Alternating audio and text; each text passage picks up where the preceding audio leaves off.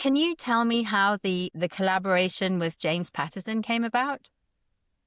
Yeah, so that was I've captured lightning in a bottle a bunch of times during my career, and that was one of them. Just karma kind of lights everything up for me. Fourth Monkey was coming out, and HMA sent copies of that book out to all the big name authors, hoping to get a blurb, once a little quote for the back cover. And James Patterson was one of the guys who got one of those books. And at one point, he called me up. I picked up the phone. It was a Palm Beach area code, and the guy says, "Hey, it's Jim Patterson. You got a second?" I'm like, "Yeah, sure it is."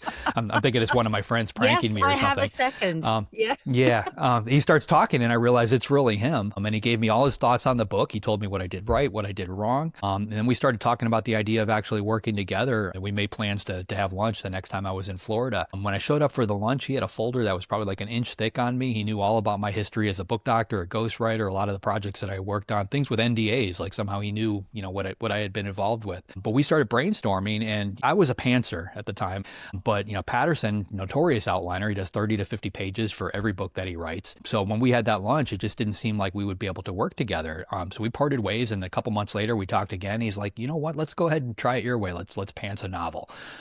So I would write a chapter, paint him into some kind of crazy, impossible scenario, thinking there's no way he's going to get out of this. And I'd send him those pages, and like 15 minutes later, he'd send me a new chapter. And not only did he get out of it, but he put me in an even worse position.